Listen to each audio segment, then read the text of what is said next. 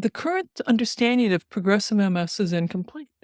How much recovery might be possible? This fundamentally changes the way I think about disease and health. It will change the way I practice medicine, and it will change the focus of my clinical research. And Yeah. I've since made it my mission to teach the public that there's so much that we can do to change the course of our illness, to teach clinicians how to use these concepts in their clinical practice, and to do the research that will change the standard of care.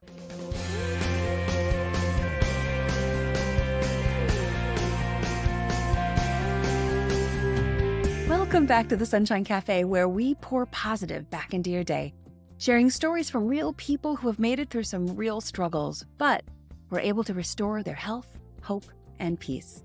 I'm Lisa Roers, your host, and as a certified coach, I'm here to guide you to be your best self-advocate, to help you restore your health, ignite your faith, and conquer those fears while you navigate your own healing journey so you can eventually exchange your dis-ease for durability. If you're looking for hope and encouragement to live a life you love, then you're in the right place. Let's dive in. Hey friends, and welcome back to the Sunshine Cafe.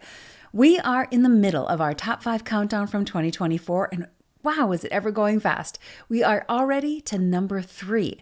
But before I dive into today's episode, I want to remind you that the waiting list is now ready for you to sign up for that 5-week online course called Fast, Pray, Heal. The course begins February 25, so sign up today to save your seat. You can check out the show notes for the link or go to my website at lisaroers.com. Okay, today marks the halfway point of our 2024 countdown adventure, and this is a powerful episode and really a testament to just how much curiosity, consistency, and perseverance can actually bring healing, even when everyone else and all of the doctors are telling you healing is not possible. My mom had multiple sclerosis for more than 50 years.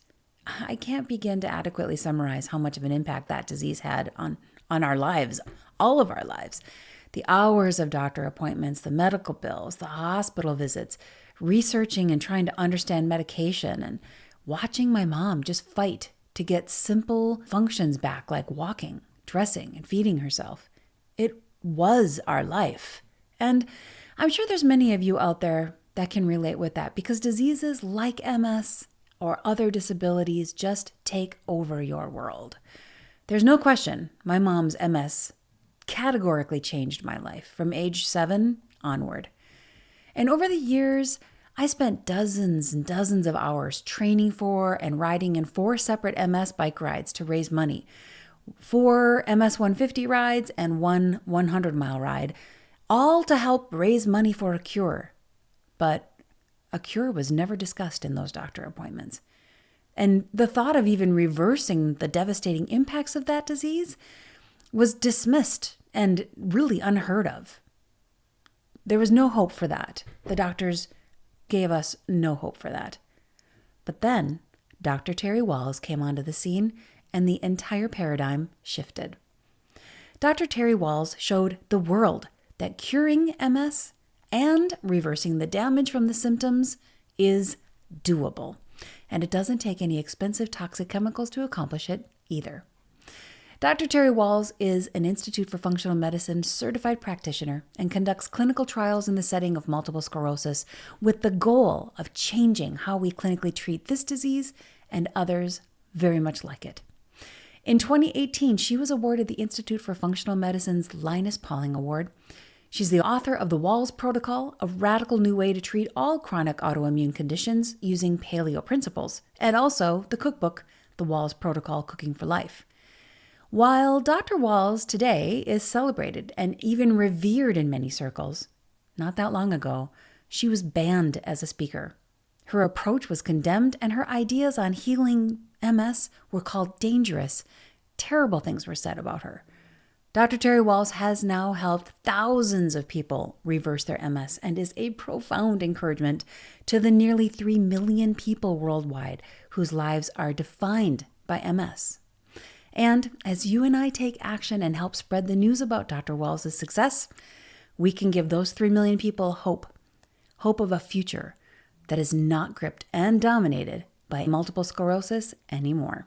So grab your notes app or pen and paper. On our 2024 Top 5 Countdown, number 3 is Creating an Epidemic of Health with the outstanding Dr. Terry Wahls. Let's dive in. Well, welcome back to the Sunshine Cafe, everyone. I am so excited to have you guys here with us today, and I'm truly honored to introduce you to our next guest. This episode is for the doubters. Anyone out there who's heard some of our stories already about people healing themselves from changing diet, but then sitting on the sidelines, not sure if they believe it? Well, today is your day. You're going to hear some solid research and scientific proof around how diet really does impact our health. And I'm just so super honored to have Dr. Terry Wahls with us today. She has just really been a pioneer in changing the way we look at autoimmune diseases in general and a bunch of other diseases through her research and all the things that she has done to really pave the way. So very excited to share with you some amazing encouragement from Dr. Terry Wahls. Terry, thank you and welcome to the program. Thank you for having me. Thank you for the work that you're doing. Yeah, absolutely. It's a joy and an honor. And what an honor to have you here. I first was introduced to you actually through your TED Talk. And since then, you've done so much additional work and research. So let's just back up a little bit. Maybe our listeners aren't as familiar with your work. And maybe could you give them an overview of your story and how you got to where you are now? So I'm an internal medicine physician. And in retrospect, everything began during medical school back in 1980. And I'd had some episodes of electrical face pain for about 20 years and gradually getting worse, more troublesome. Then I started having difficulty with my left leg, started stumbling, saw a neurologist who did an exam and said, Terry, this could be bad or really, really bad. And then we began doing the test. And so over the next 3 weeks, I'm in bed laying awake at night thinking about the fact I've had 20 years of progressively worse electrical face pain. And I know I have clearly some sort of progressive disorder. So actually, I'm praying for a rapidly fatal diagnosis. I don't want to become disabled. 2 weeks later, I hear multiple sclerosis. I do my research. I find the best MS center in the country. I see their best physician. I take the newest drugs. 3 weeks later, I hear tilt, recline, wheelchair. And my disease has converted from relapsing remitting MS to secondary progressive MS. I get my tilt, recline wheelchair. I take mitochondrial. It does not help. That's a form of chemotherapy. I take tizabri. That's the new biologic that everyone is so excited about. That does not help. Then I'm switched to Cellcept, another immune suppressant drug. And that's when I have to ask myself, am I really doing all that I can? Because I'm still mentally clear. And so I decided to go back to reading PubMed. And I start reading the basic science articles, animal models of Parkinson's, Alzheimer's, and Huntington's disease. And I decide that the mitochondrial dysfunction is what's driving disability. So I eventually create a supplement cocktail to support my mitochondria. And that slows my decline. And I'm very grateful. But I am still declining. And in 2007, I can no longer sit up. I'm in a zero gravity chair with my knees higher than my nose. That's how I staff the resident clinic. That's how I take my meals at home. I discovered a study using electrical stimulation of muscles in people who are paralyzed who are never going to walk again. I asked my physical therapist, can I try that? He says, well, yes, we can do that. We'll grow bigger muscles for you, but I'm not sure your brain can talk to those muscles. I might be making it harder to take the few steps that you can take. But he does give me a test session. It hurts bad, really bad. But when it's over, I feel great. My therapist says it's probably from the endorphins. And so we add the electrical stimulation of muscles, or E-stim as he calls it, to my exercise program, which is just 10 minutes. Because if I do more than that, I can't function for the next 48 hours. And then my chief of staff pulls me into his office and tells me he's going to send me to the traumatic brain injury clinic. He describes the job. I go home and tell my wife, Jackie. He goes, Terry, there's no way you can do that. And I'm like, yeah, I know. And come January, when I have to go to the clinic, I'll either be able to do this or not, and then I'll have to finally apply for medical retirement. And so I'm pretty bummed by all of that. Yeah, anybody would be. But I discovered the Institute for Functional Medicine. I take their course on neuroprotection, and I have a longer list of supplements, and I add them. Yeah. And then I had this interesting aha. Like, what if I redesign the paleo diet that I've been following for 5 years based on this long list of supplements I'm taking from mitochondria? So trying to now get the supplements in more of their natural form instead in of the taking food. them by. And the assumption is that there's probably more things in the food, because the food is much more complicated, Sure. that would be really good for me. So that's a couple more months of research. And I'll start this new way of eating December 26, 2007. Now, for everyone who's listening to this, at this point, I want you to know just how disabled I am. Yeah. My electrical face pain, the trigeminal neuralgia, is relentlessly worse. It's getting much more difficult to turn off. I can take a few steps using 2 walking sticks. As I said, I can no longer sit up. I have a zero gravity chair that I staff the resident clinic in, another one at home. I haven't been able to go out to eat or to movies in years because I can't sit up. It's hard to drive the 10 minutes it takes to get to work. And of course, I'm coming to terms with, I know I am beginning to have some brain fog. I am probably going to have to take medical retirement.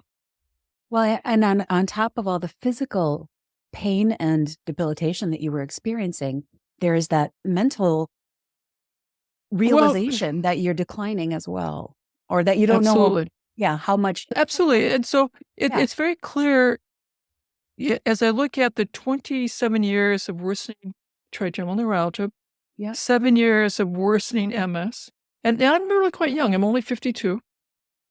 I'm on track to become bedridden by my illness, demented by my illness, and probably die with intractable, horrific pain. Yeah. So I start this new way of eating. January comes, and I have to go to the traumatic brain injury clinic. The first 2 weeks in clinic, I'm just going to watch my partners examine these veterans with traumatic brain injuries. Well, I should be able to watch.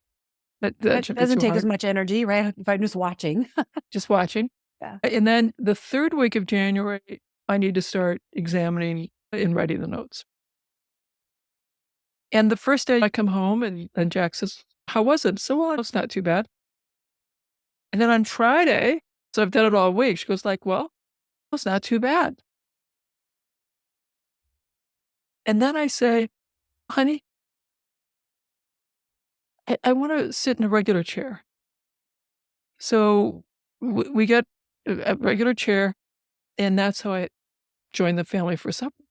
For the first time for a long time. In years. Yeah. How long had you been on the modified paleo diet at that point? I'd been doing the modified paleo diet 5 years. Okay. So, and I'd been doing supplements for 4 years, and modified paleo for 5 years. So, and everyone who's listening, the supplements truly very helpful. The modified paleo slowed my decline, but didn't reverse it. Right. The electrical stimulation was certainly very helpful. Things were beginning to improve.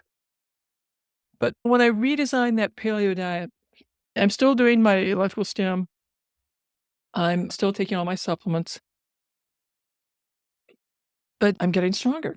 Right. And when I see my physical therapist, he goes, "Terry, you're definitely stronger. I can now do exercises 10 minutes twice a day." Then he moves it up to 15 minutes twice a day, then 20 minutes twice a day, then half an hour twice a day. And then I start walking in the hallways with my 2 walking sticks. And then, of course, that just stuns my partner. It's like, "Oh my God, are you on that Tysabri?" And I go, "Well, no, I'm not." And by then, I've gone back to my neurologist, who sees me walk in. And they're like, "Oh my God." Right. They're used to seeing you roll in, not walk in. So I walk in, and he's, of course, very excited. And then in May, and actually it's Mother's Day, I told Jackie, I want to try riding my bike, which I've not done in 6 years. We have an emergency family meeting. My children don't want me to do that because they don't want to risk my falling Sure, of and course. getting That hurt. create a bigger, you could break A something. bigger problem. Something else. Exactly. But Jack says, no, we'll let her try. And so she tells my big 6'5", 16-year-old son, Zach, you run alongside on the left.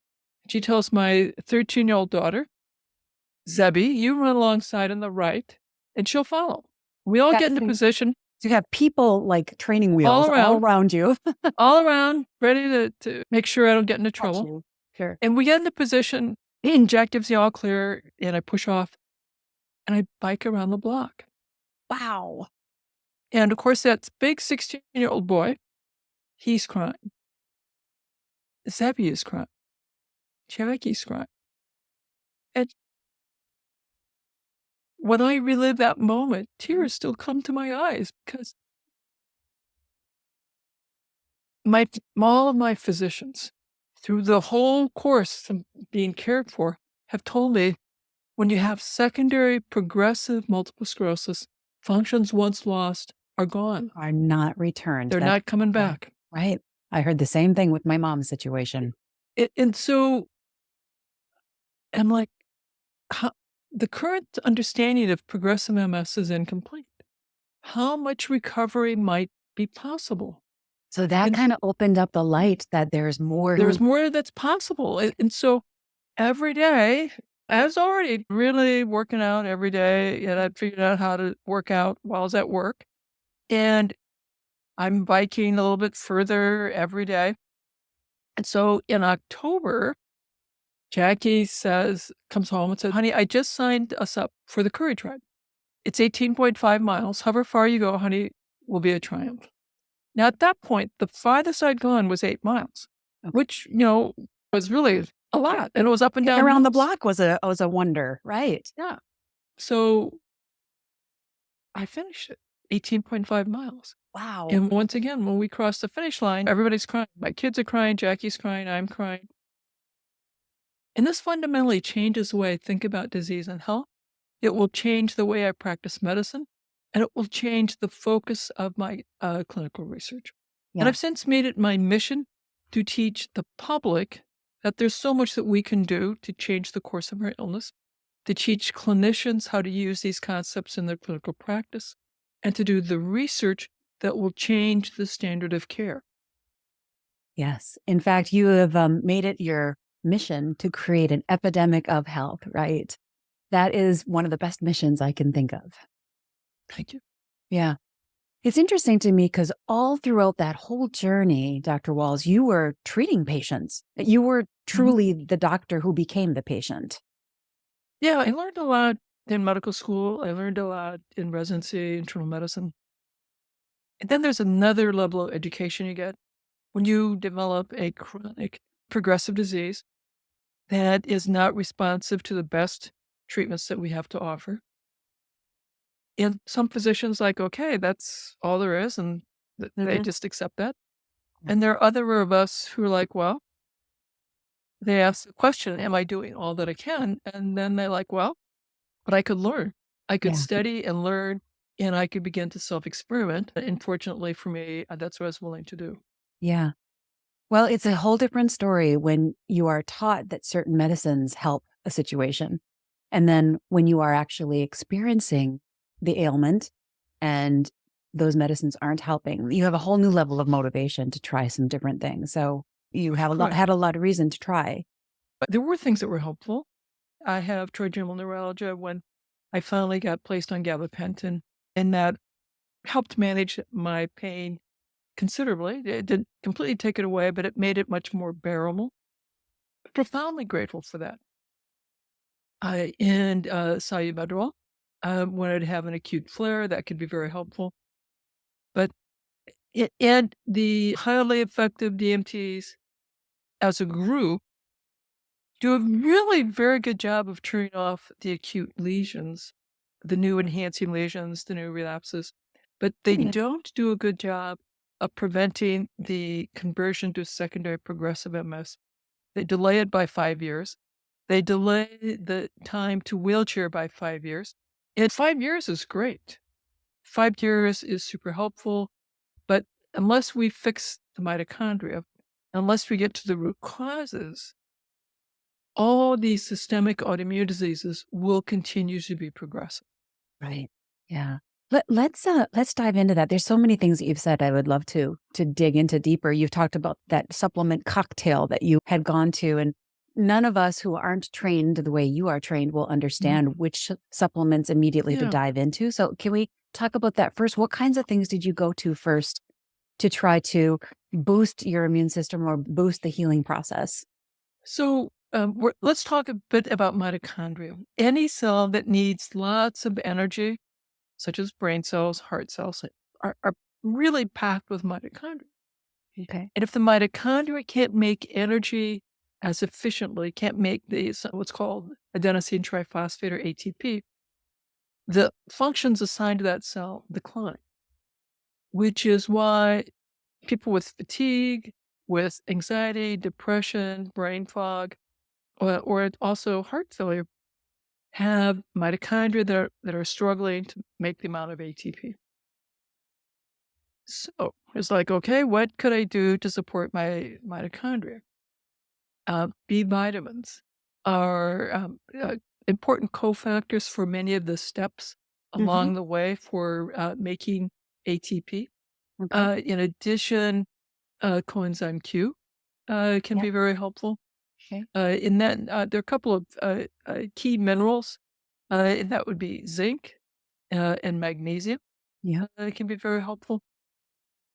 And then if everyone will think back to biology class, they remember those little ovals that were the mitochondria. In the middle of the oval are all these little squiggly lines. Those squiggly lines are the cell membranes that are inside the mitochondria that hold the proteins that are involved in making the ATP. Okay. To make cell membranes, you need a lot of fat. You need healthy fats, omega-3 fats, some omega-6 fats.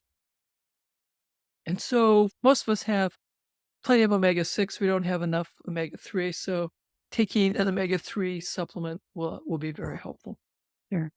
The omega-6s are what we're getting from a lot of those seed oils and the vegetable Mhm. oils and things like that, whereas the omega-3s are coming from things like flaxseed, chia seeds, some more of those healthier fats, like you were saying. Is that Right. correct? And grass-finished meats, lamb, pasture-raised meats, pasture-raised beef, wild caught fish. Okay, wonderful. So those are great go-tos. So your mitochondria is the furnace, if you will, of the Correct. cell.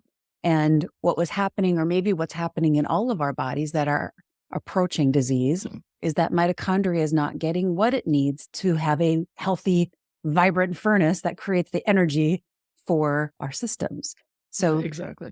giving the body the right nutrients that it needs to rekindle that fire is really what you had discovered. When I was adding the supplements, I realized that was slowing the speed of my decline, that I was taking my supplements. I was still fatigued, but when it was sort of traditional internal medicine doc, we're very skeptical of supplements, nutraceuticals. So after the first 6 months of taking supplements, I thought, well, hell, I'm no better. Screw this. This So I was a stopped them waste all. of time. The waste of time, waste of money, I'm not doing it. And I couldn't get out of bed. I just really couldn't function. So after the third day, my wife said, honey, why don't you try these again? So I did. Okay. And the next morning I could get up and go to work. And I thought, wow, that was really interesting. So 2 weeks later, I So said, was one night you were better literally the the next next, day after? no, I was back to my usual level of function. So Okay. I was better is maybe a strong word. Okay. So I More was back to functional. my usual level of disability. Okay. Got it. And so I thought, wow, that's really interesting. So I talked with Jackie. So, I want to try this again in 2 weeks. So 2 weeks later, I stopped all my supplements. At 36 hours, I just could not function, couldn't get out of bed. We waited the 3 days. I took the supplements again in the evening. And then the next morning, I was back to my usual level of fatigue and I Mhm. could go to work. So now I'm really excited. Like, okay, I'm figuring stuff out that my neurologist doesn't know to tell me. My primary care doc doesn't know to tell me. And And it's I repetitive. am You were able to replicate it. more and than I once. could repeat it. Yeah. So by then, I had been a member of the University of Iowa Institutional Review Board, and this is the committee that reviews research on humans to make sure that we're being safe. So I tell the IRB, give me the studies to review related to the brain, the neurologic stuff, the psychiatric stuff. That's what I want to review. So I was getting more and more comfortable reading the research, getting exposed to more ideas. And that's how I would, over time, gradually add to the supplement list. I was getting better at reading the research. And also, that's how I was exposed to the concept of electrical stimulation of muscles. So I was reviewing a study, and people who are paralyzed, again, never going to walk, they had been doing the electrical stimulation of muscles. The study would have been coming to an end, but the participants didn't want to stop. So Hmm. they were asking permission to extend the study for another 3 years. Wow. So that got me like, wow, I wonder if anyone's ever done this for MS. And the answer to that was no. There had been a study in Parkinson's, a study in cerebral palsy. There were 212 papers that were out. It didn't take me that long to go through all of them. And that's when I made an appointment with my physical therapist. And I said, can I try this? And we had this very interesting conversation. And fortunately, he was willing to give me a test session. Nice. Nice. You said that first one was pretty painful, but in general, that electrical stimulation, was that basically serving as the workout you were unable to do? Or how was that Yes, getting yes. your body going? So for people who are paralyzed, they can't work out. Mhm. So their muscles become atrophied very quickly. Their bones become thin very quickly. They develop central obesity. They developed metabolic syndrome, then prediabetes, then type 2 diabetes. They develop cholesterol problems, then a lot of atherosclerosis and heart disease. Mhm. Because they're not So moving. They're not able because they're to. not moving. And it Yeah. turns out our muscles are a big endocrine organ. They're really important to how we control our blood sugar, important to how we control our blood cholesterol. And what Dr. Shields was able to show was that by exercising people's thighs, you put electrodes on their quadriceps, on their hamstrings, and they did a sit to stand exercises hooked up to their electrical pads. Yep. Of course, they're paralyzed, but it doesn't hurt them at all. Because they can't feel anything. Right. They can't feel anything, but they could feel the cognitive improvement, the quality of life improvement. Their bones were stable, their muscles were stable, the blood cholesterol improved, their insulin and blood glucose improved. Mm. So it was like, okay, this would be good for me because I can hardly work out. Right. And our understanding of what electrical stimulation does has improved in these last 15 years. We now know that the electrical stimulation lets the body make more of what's called myokines. These are cytokines made by the muscles that will help you grow more muscles and more bone density locally. Mhm. And it also, in the brain, makes more nerve growth factors. And nerve growth factors help your brain have signals to repair myelin, to repair synapses. It is like fertilizer for the neurons, Wow. which is probably why I observed such a great and wonderful impact on my mood Yeah. after doing the electrical stimulation of muscles. That, yep, it hurt, but I felt so good afterward. And so I was doing electrical stimulation of muscles. And even though I can walk, hike, bike, I can jog, I still do electrical stimulation of muscles as part of my strength training routine. And expect that I'm still making a lot more myokines to have more muscles, better bone density. And I can still tell the improvements in mood and mental clarity after doing my electrical stimulation. Wonderful. That is amazing. That is absolutely so encouraging. Yeah, and I talk about this in my book, The Wahls Protocol, that I think exercise is so important. Electrical stimulation is not a requirement. You don't have to do that. However, I make the observation that athletes who don't have medical problems, athletes, particularly the strength based athletes, wrestlers, sprinters, whether it's a racing sprint on land or in the water, these people get a huge benefit from doing electrical stimulation as part of the workout so they can build bigger, stronger, faster muscles. Sure. The athletes also use electrical stimulation to recover from injuries more quickly. So if you can't exercise, electrical stimulation will help you reduce the harm of inactivity. Hmm. If you want to increase muscle mass more quickly, you could add electrical stimulation muscles. Again, not a requirement, Yeah. but helpful. Everyone should be exercising. There is certainly a growing body of research that tells us for the people who have difficulty exercising, severe disability, people who are bedbound, require a walker or a cane, benefit from adding electrical stimulation to their strength training program. That's amazing. For those of us who maybe don't have access to electrical stimulation, I'm able to do a workout, but I'm very intrigued by the Yeah. electrical stimulation you're talking about. How does somebody, do you have to Well, contact a physical therapist for such a thing or? so there are a variety of ways of looking for this. One is to call around for the physical therapy offices in your area Mhm. and look for physical therapists who take care of athletes Okay. because the athletes are using electrical stimulation. Interesting. And now that physical therapist is not likely to have experience with multiple sclerosis. And so this will be some mutual education that you're going to have is that you'd like to add electrical stimulation to your rehabilitation program. If you don't have any physical motor impairments, this doesn't really add a whole lot. Just keep doing your exercises, go to the gym, get a personal trainer, and I think you'll do really well. Mhm. If you have motor impairments, getting physical therapy is vital. If you Mhm. can find a athletic physical therapy practice that would let you combine electrical stimulation with your rehab, you'll recover a little more quickly. Okay.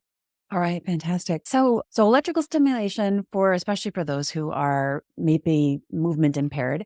If you're not movement impaired, what kinds of exercises would you recommend for people to start if they're not moving too much Well, yet?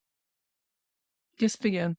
I think it's Begin. really helpful to do things that you like doing. Yeah, because if it's not fun and pleasurable, it's really hard to keep it up. If you can do things as a family, that's wonderful. So walks with your family can be lovely. Partner dancing Hmm. with your spouse or friends, super helpful. But yoga, tai chi, swimming, Okay. jogging, brisk walking, Nordic walking, strength training, balance training, Pilates, all of these have research that shows benefit. And there's a wonderful paper out by the working group on physical activity and wellness. And their big recommendation is a goal of 150 minutes of moderate intensity physical activity every week or 75 minutes of high intensity and a mixture of aerobic strength training, balance training, stretching is ideal, Mm. but it should be fun. Yeah. Otherwise you won't keep it up. Right. Yeah. So these people who do the Zumba dancing and all the other stuff, I mean, they're having a great time and they're Having a getting a great great workout time. in. And there's a lot to be said about combining exercise with music. It's study after study has shown that exercise supplemented by music at the same time is super helpful. Okay. Yeah, and then if we're doing an exercise that asks us to do two things at once, that also super helpful. So like And you could do balancing while you're lifting, or for example, or something like that. Is that what you mean? or balancing while you are turning your head, Okay. Just simple. or doing dancing while you're reacting to what your partner is doing, Mm. or doing a martial arts form where you are going through a precise memorized set of steps, learning how to juggle, learning how to do macrame, Mm. knitting, crochet, doing, let's see, gesture drawing, Pictionary, Sure. Just these uh, different ways to build different neural pathways in our brain, neural which pathways, many different neural pathways. interesting. And so There's a very basic concept. It takes a lot of resources to run our body. It takes a lot of resources to run our brain. And so what you're not using, you're going to reallocate resources from that parts of your brain or body because all of our real estate is very expensive to maintain. And if you're not going to use it, we're going to put it somewhere else. This is why I forget my Spanish words when I don't use them. Absolutely. Absolutely. So keep it up. If you're not doing something, it will quickly disappear. Yeah, that is use it or lose it. That is a true statement proven by the doctors here. So I have your book here. For those who can't see it, Oh, it's love it. called Yeah. Wahls Protocol. And you cover the diet approach, your stories in this amazing book, your movement recommendations are in this book. A wonderful resource for anyone looking to really dive into the research. Correct. And we continue to do research. In 2008, when I first began talking about diet and lifestyle, the message was controversial. It was condemned. I was banned as a speaker. Wow. All sorts of terrible things were said about me. And people said that clearly I could not have had multiple sclerosis because you don't recover from progressive MS, that the physicians who had taken care of me were incompetent. And I'm like, well, okay, let's say that maybe they were right, that I never had MS. And that then you have to say, well, what about the clinical research that I've done? And we tested my protocol in 20 other neurology verified diagnoses of progressive multiple sclerosis, either secondary or primary progressive MS. The 20 other And patients who had had 20 it. other patients, followed Okay. them for a year. They did my protocol. And we remarkably reduced their fatigue, improved their quality of life, improved their thinking ability, reduced their anxiety, reduced their depression. And in half of them, Wow. we improved their walking function. In people with progressive MS, where you anticipate a 10 to 15% worsening of walking function Yeah. every year, And you're told over and over again that it cannot be reversed. that it cannot be reversed. And that is the standard understanding of progressive MS even now. Yeah. And then so we wrote multiple grants to try and replicate that. I wasn't getting funding. So then I narrowed it. We just started following just the diet. And so we've done diet studies comparing looking at the keto diet, the paleo diet, a low saturated fat diet. And consistently, we have found that implementing any one of those three diets leads to reduced fatigue, improved quality of life, reduced anxiety, reduced depression, and improved walking endurance. Now, and we're in our 8th clinical trial. We have the largest effect size so far that we've seen is for the paleo diet, but the keto diet can be helpful. The low saturated fat diet can be helpful. Other studies have shown that the Mediterranean diet can be helpful. So the one diet that consistently researchers have been able to show is that the standard American diet leads to worse fatigue, worse anxiety, worse depression, worse quality of life, declining walking endurance. More and more So disease. Yes. more and more disease. And so for all of your listeners, I encourage you and your family to sit down and talk about what could we do to improve our diet? What foods could we stress? What foods are we going to reduce or eliminate? And make these changes as a family. Mm. Because Yeah. we're addicted to processed foods. They're cheap, they're plentiful, they're everywhere. We have craving if we're not eating them. So if they're in our line of sight, we're going to eat them. Yep. If you want to stop eating them, you have to take them out of your line of sight. And if you want to eat more foods that are good for you, you and your family, I encourage you to look at things you could do to improve your skill and comfort with meal planning, with some recipes, some cooking, so that it will become easier to make wonderful, nutritious food. And for those who say, I'm not a doctor, I don't have lots of money, I can't do this because it's too expensive. Well, the Iowa City Veteran Affairs Hospital saw my remarkable success with my Trike Ranger clinics, with my primary care vets. They pulled me out of primary care, let me create a new clinic called the Therapeutic Lifestyle Clinic. And I went to specialty medicine, the primary care, the pain clinic. I said, give me your most difficult cases, people who are suffering that you can't really seem to help. Let them know that I'm not giving them new drugs. We're just going to work with them on diet and lifestyle. And we had a few people to come at first, and we had remarkable success, which led to a few more, led to a few more, led to a few more. And then I'm having to reimagine how I'm running my clinic because I don't want people to have to wait a year to come see me. So we go from small group classes to larger group classes to larger group classes to very big classes.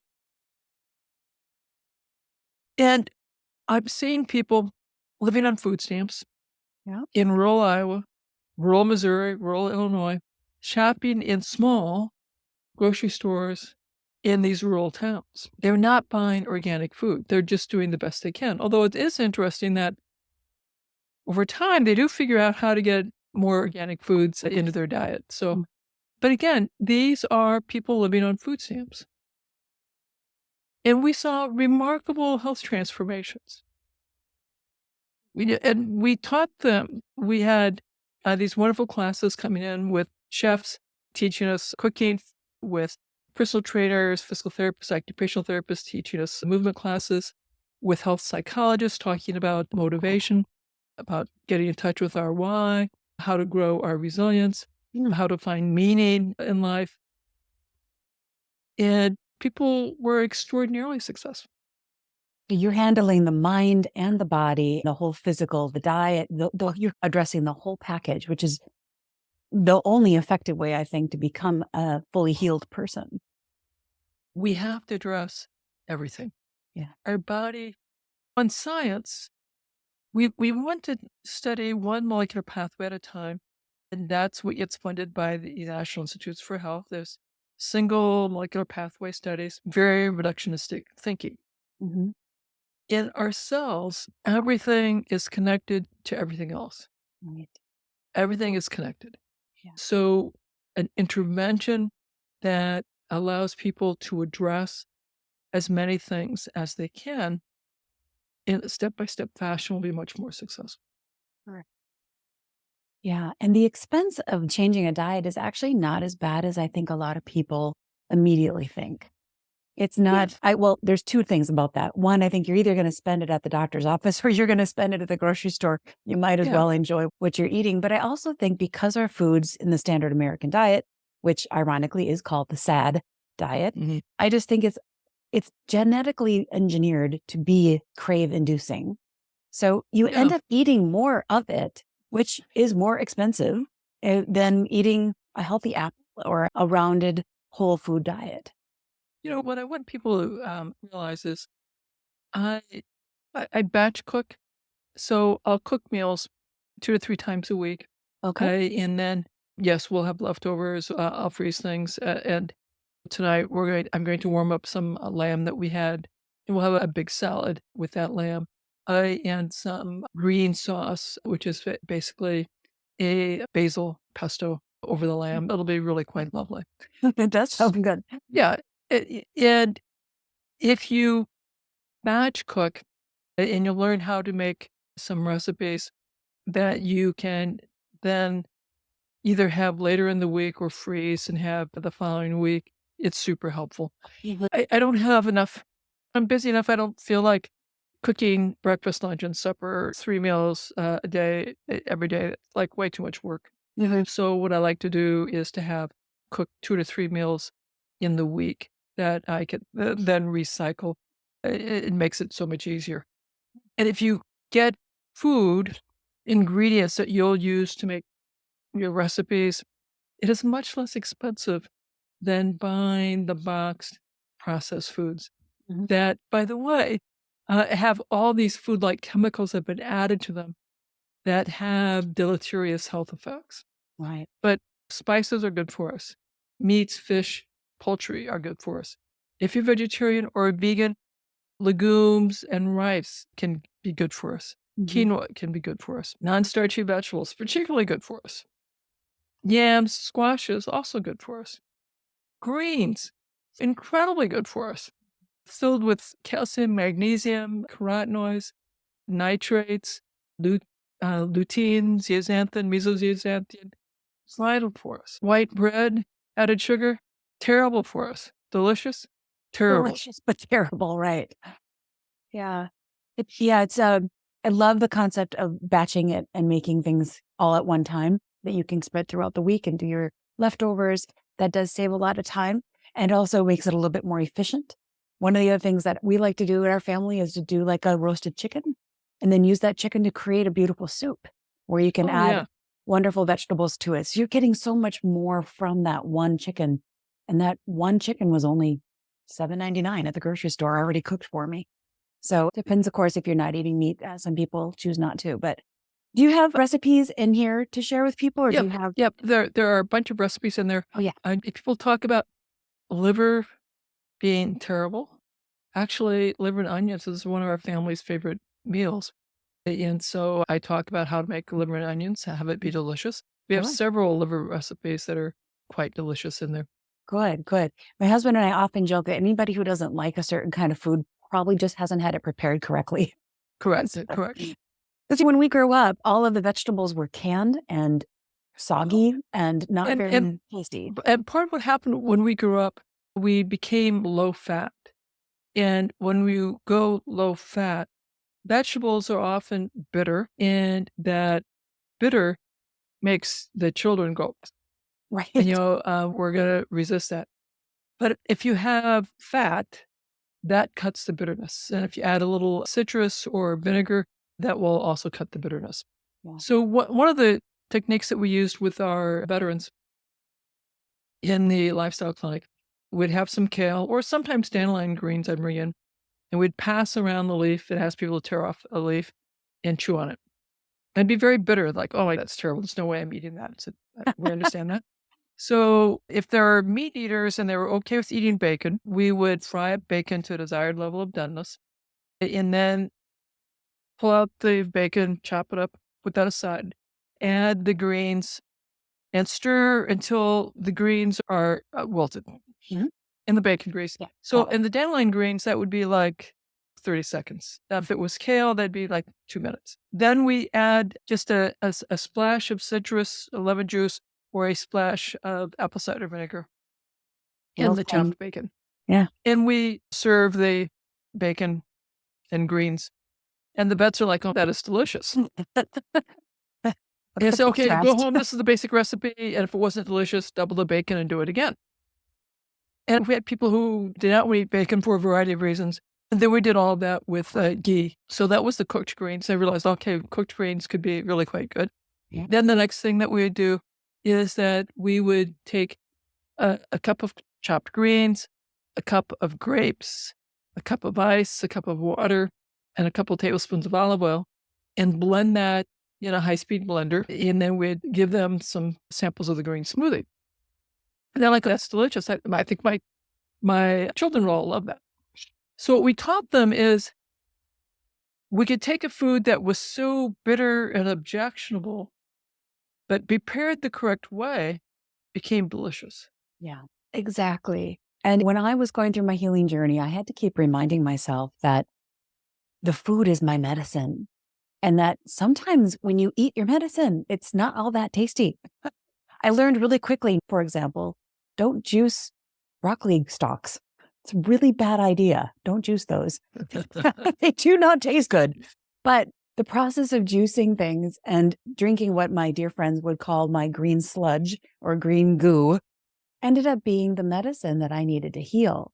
So we sometimes just changing how we think about the food and giving ourselves the opportunity to try it ends up really opening up a lot of new opportunities to get fresh greens and vegetables and fruits into our diets. And with your family, your kids, talking about the importance of food and the building blocks for restoring health and vitality, for helping them have plenty of energy, helping them have a better mood, clearer skin, better athletic performance can be very helpful. Very true. Well, tell us, so you had your journey was starting basically around the year 2000. We're basically 2024. How are you feeling? How am I now? Well, Yeah. I can jog 20 minutes on my treadmill. I was up at the Rocky Mountain National Park and hiked up to 12,000 feet. Wow. And I mean, I was really quite surprised myself, like, wow, 3-hour hike in the Rocky Mountains, like that felt really very good. Yeah, that's a lot 'Cause better than lying in a zero gravity chair, I'd say. It's a lot more absolutely, living. Yeah. absolutely. Doing clinical research, we'll be presenting our research at the America's Committee on Treatments and Research in Multiple Sclerosis. I'm very excited about that. We presented our research at the Clinical Consortium of MS Centers in May. We had 4 research posters, 3 oral presentations. Wow. My ideas have gotten from being dangerous and banned to being celebrated as one of the important and leading dietary research investigators in the setting of multiple sclerosis. That is amazing. And if I didn't have a microphone in front of me, I would clap for that. That is fantastic. So you're no longer banned from speaking by presenting Yeah, radical ideas. correct. I was just at the Americans Academy of Anti-Aging Medicine, gave a couple lectures there to standing room only, talking about our research, and then talking to dozens of people after each lecture. You came up and wanted to have more questions. Wonderful.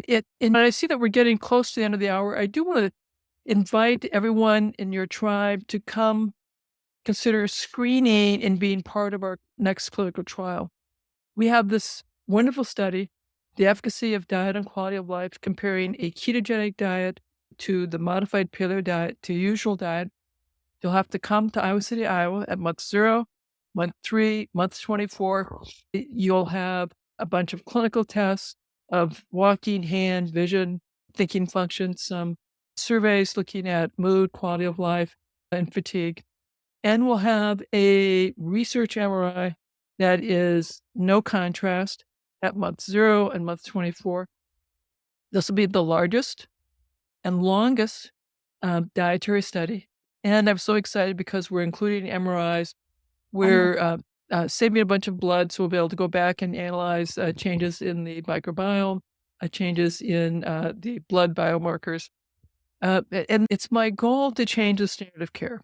And to do that, we have to have high quality research that shows Yeah. improvements can happen, Yeah. and then that can investigate the mechanisms.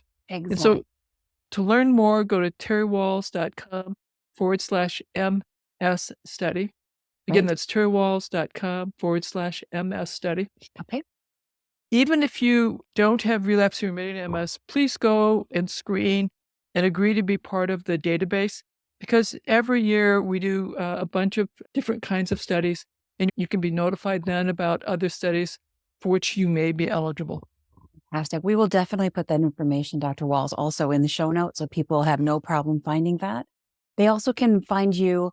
Obviously, your website has a wealth of information. Yeah. Your book here, The Wahls Protocol, is a fantastic, almost encyclopedia of information on how to heal and how to change your life so you can become more of a thriving life and really be your self-advocate for good health. So participating in that epidemic of good health that we want to create for the world, which is just fantastic. So being part of that study, reaching out to you and being part of the work that you're doing is just a fantastic way to propel that forward, and really excited about the work you're doing. Okay. One last call. Follow me on Instagram so you can see what I'm eating and doing every day. Yes, That's also lots of exactly. fun. Yep. Follow her on Instagram as well. And again, I'll put your information there in the show notes. Dr. Terry Wahls, I am so grateful for all you're doing to change the world in this area and how we are addressing autoimmune and MS issues. Thank you for your work and your time. And just a pleasure to have you on the program. Thank you. Thank you so much. So many key points in this episode. It was hard for me to narrow them down to just a few, but let's review them. Number 1, be your own self-advocate. Science is always changing, and if the understanding of progressive MS was as incomplete as Dr. Wahls experienced, well, then how much more recovery could be possible with other diseases as well? If you're ever told there is not a cure, at least in your own head, respond with a resounding yet. Partner with your doctor, bring the information to them, and become part of the process. That's what it means to be a self-advocate. Participate in the process. Number 2, get to the root cause. Dr. Wahls talks about fixing the mitochondria and getting to that root causes. If you don't get to the root cause, all systemic autoimmune diseases will continue to be progressive. Our diseases are a result of broken cells, so we can't just band-aid the old issue with drugs or a short-term fix. We need a long-term patient process to make ourselves fully well. Number 3, out of sight, out of mind. We are addicted to processed foods. They're cheap, they're plentiful, and they are everywhere.